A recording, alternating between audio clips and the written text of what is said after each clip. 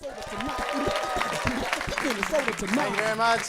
Tonight, we'll take 10 to talk about newspapers, a pillar of democracy you can also use to house train a puppy. Over the past decade, high-quality newspapers have experienced a decline. And not coincidentally, the same period has witnessed the rise of fake news, the written equivalent of vaping. No longer confined to the pages of the National Enquirer or email chains from your uncle, fake news has been appearing more and more frequently on the Facebook feeds of moms everywhere. And while some sites have taken steps to combat fake news online, the only cure is the work of real journalists. Just take what happened here in December on one of the coldest nights of the year. Local writer Jake Nyberg tweeted, the Minnesota Vikings had decided to open the US Bank Stadium to the homeless. The gesture was so moving that the story was soon retweeted more than 10,000 times and was picked up by CNN and Yahoo Sports. There was just one problem. The story was about as real as my Teddy Bridgewater, Adrian Peterson fanfic. That's right, it was completely fabricated, but not that far off. None of those 10,000 people bothered to verify the story. Yahoo Sports didn't even ask Jeeves. Which meant people looking for a place to stay could have found themselves locked outside in sub-zero temperatures. But that didn't happen because a number of local reporters did something truly amazing. Their jobs. They actually checked in with the Vikings, found out the story was fake, and were able to get the truth before anybody got hurt. Stories like this are a testament to the strength of local reporting. Here in Minnesota, we've got a bunch of quality news outlets, including the Star Tribune, NPR, MNT, and if you want to know the best craft beers to toss your cigarette butts into, City Pages. We also have hundreds of smaller publications aimed at specific audiences like the Catholic Spirit, Insight News, the Hmong Times, and of course, the groundbreaking Minnesota teen scene. Facts, fiction, fashion, and fun just for teens? Pick up Minnesota Teen Scene, the only newspaper that's strictly not for adults. Get your copy today at your local penny store, YMCA, music store, or library. This fall, look for Teen Scene in your high school. For further information, our locations call 472-0809. You're so unbelievable. Yes, that is unbelievable. And I just want to point out that that guitar is definitely not plugged into anything. But let's be honest, what could be more classic teen than pretending to know how to play the electric guitar in the woods? Oh yeah, Darren, I could totally jam with you in the woods. Tie. Anyway, on average, Minnesotans consume more news than any other state. Yet many of our news outlets are struggling to stay afloat. Just take what's been happening with the Pioneer Press in St. Paul. First printed in 1849 on the back of a beaver pelt, the Pioneer Press is the oldest surviving newspaper in Minnesota and now covers news in St. Paul and the East Metro. The paper is so old that it was founded even before Minnesota became a state. And like most things that were around before Minnesota became a state, it hasn't been treated very well.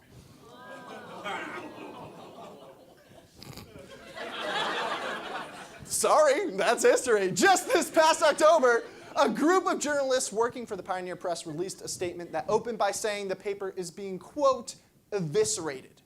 And coming from a group of writers, that's a strong choice. Eviscerated is a word usually reserved for clickbait videos of Senate hearings. Unfortunately, it's accurate. Since 2012, the Pioneer Press has lost more than 60 jobs in St. Paul, half of them from the newsroom. And those numbers don't even include the 182 people who lost their jobs when the paper printing was outsourced, or the countless street urchins who distribute it, shown here rioting in the streets.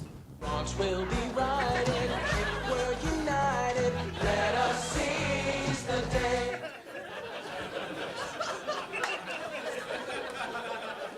So now before you blame the internet for the death of print journalism, you should learn about ALDEN Global Capital. ALDEN Global Capital is a New York City-based hedge fund that engages in something called distressed debt investing, which is actually best explained by Richard Gere in Pretty Woman. So what do you do? Buy companies that are in financial difficulty. So what do you do with the companies once you buy them? I sell. Here, let me do that. You sell them. Well, I don't sell the whole company. I break it up into pieces, and then I sell that off. It's worth more than the whole. So it's sort of like stealing cars and selling them for the parts, right? Thanks, Richard Gere. I'll look forward to another explanation next time when we talk about the criminal justice system. In 2012, Alden bought a majority stake in the Pioneer Press and immediately took steps to maximize profits by any means necessary, including slashing budgets, cramming their website with ads, and replacing the entire proofreading department with a room full of lizards. It's true. If you've never heard of Alden Global Capital, that's because they are incredibly secretive. If you try to find out more about them by going to their website, this is all you'll find. A login page that looks like it's the last image you'll see before you die. Look how empty that forest is.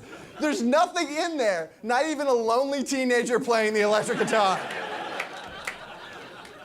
And if you try logging in, just know before you even start that Scrooge McDuck 69 is not a known account. We tried it already. We thought we were going to get in.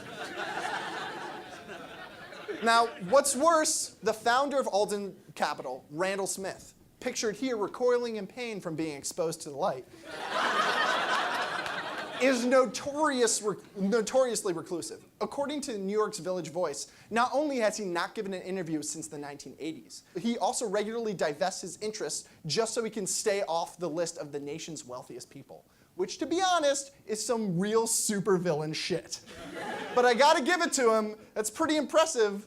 I mean, how long are you gonna hide that fact? If someone calls him out on it, what's he gonna do? Say, no, I'm not extremely rich, I'm just a regular guy who is kept alive by the harvested organs of another regular guy. Isn't everyone? Now, Smith's hedge fund doesn't just own the Pioneer Press. Alden owns a total of 208 other newspapers across the country, with the estimated readership of, and I'm not kidding, this is completely true, 66.6 million. Nothing ominous about that. There's little incentive for Alden to care about what's best for the Pioneer Press or even the Twin Cities beyond what adds to their bottom line. For right now, that means less original journalism and more pop-up ads for Outback Steakhouse. But there could be a time when Alden decides that it would be most profitable to shut down the paper altogether. It's actually happened before. Back in 2013, Alden acquired the Oakland Tribune, and after 3 years decided to shut it down and replace the daily paper with a weekly insert in the nearby East Bay Times. That's like cutting a school's music department and replacing it by giving one kid a recorder. But instead of being stuck with just one unbearable winter recital, a major American city is left without a dedicated newspaper, which is horrible. Without a paper, a city is like a city without its twin, or a newsie without a song in his heart. Terrible. But seriously, take that in for a second. Alden shut down a paper serving a city of 400,000 before buying the St. Paul's Pioneer Press, which serves a city of just 300,000. There's very good reason to be worried. And unfortunately, giant media groups aren't just buying papers like the Pioneer Press. Even small local papers are in trouble. For those of us that live in the Twin Cities, small newspapers may not seem like much, but in many cases, small-town newspapers may be the only media source that reports on the groundbreaking news of their communities. You think the Star Tribune is going to cover the ultimate Frisbee team in Hopkins? Hell no, but the Laker and Pioneer out in Mound did. And if it weren't for the Forest Lake Times, how would we know about Linwood's decision to keep Family Fun Day after Labor Day? And who else but the Lakefield Standard has the journalistic stones to report on how many birds were seen last winter? NPR's not doing that shit. As funny as those stories may seem, the real questions we should be asking are who's going to be around to report the illegal use of city council funds in Faribault? Who's telling residents about unknown construction developments in Northfield? What's stopping backroom deals from occurring in Brooklyn Park? These important questions can only be answered by local papers. But that kind of reporting also can be in danger because those small town newspapers are now all owned by another media conglomerate, Adams Publishers. Adams owns nearly 100 local publications serving more than 1 million households across the country. Like Alden, they've begun making changes to help their bottom line. Take the Kent County News in Maryland. Over the span of just 2 years, reporters at the Kent County News uncovered shady dealings with the University of Maryland Athletics Department, a $200,000 library board deficit, and illegal secret town meetings that the paper's editor only noticed while surveying the city from his office. Wow, that's some superhero shit. Or at least some superhero day job shit. But since they were bought by Adams in 2014, Kent County News has laid off reporters and run very few investigative stories about government dealings. Part of that is because they've cut newsroom staff, but it's also because the Adams profit model doesn't leave much room for serious in-depth reporting. Instead, it forces reporters to focus on increasing ad revenue by publishing shorter stories and family circus cartoons, which, to be honest, is the worst cartoon on earth. I mean, that's not even a joke. Like, seriously. Like, what does that... Bill Keane needs to explain himself, because I know that after writing each one of these, he just looks himself in the mirror and goes, oh, that's rich. You go, Bill. Anyway, so without local papers supporting the work of local reporters, stories that might infect entire communities simply go unreported, which not only allows for government abuse, but also things like rumors and fake news to guide the discussion. And when areas like Oakland or Kent County lose reporters who are dedicated to local issues, it's important to remember that national and online news doesn't fill the void, unless you're wondering what Game of Thrones character your local city councilwoman is. Surprisingly, it's Ramsay Bolton. Randy Bolton, someone else.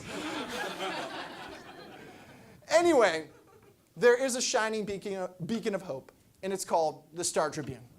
Even though the Minneapolis-based paper filed for bankruptcy in 2009, the Star Tribune is alive and well today and is one of the 20 most read newspapers across the country. Yeah, good for them. And that is because in 2014, the paper was acquired by Minnesota billionaire and recently freed house elf Glenn Taylor. Taylor also owns the Minnesota Timberwolves, so owning things that don't usually succeed are kind of his thing. So Taylor's approach to owning the paper is a complete 180 from ALDEN Global Capitals. Take a look. Billionaire Glenn Taylor, who overnight with the purchase of the Star Tribune became the most powerful man in Twin Cities media, period. He says he bought the paper half with his heart, half with his head, but make no mistake, Taylor always means business. For sure, don't be leaning to the left and don't be leaning to the right, but come down the middle and challenge that, that middle, let's see if we can land there, get legislation that will help the greater group of people. Let's look at our responsibility, and let's look at it. If we should change, we'll change, but not because of Glenn Taylor. Yeah, that sounds perfectly reasonable, and it's exactly what the Pioneer Press reporters want.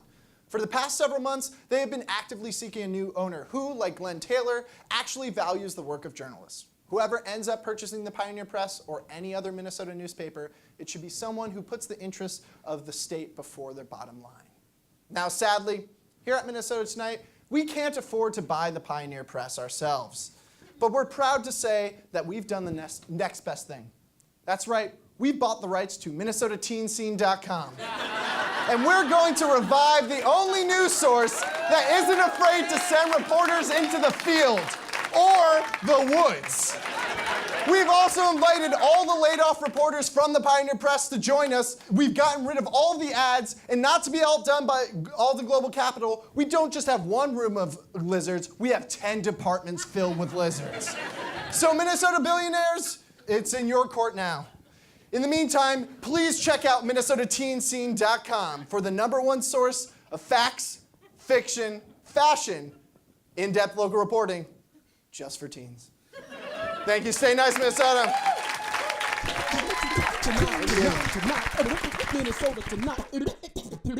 Minnesota tonight.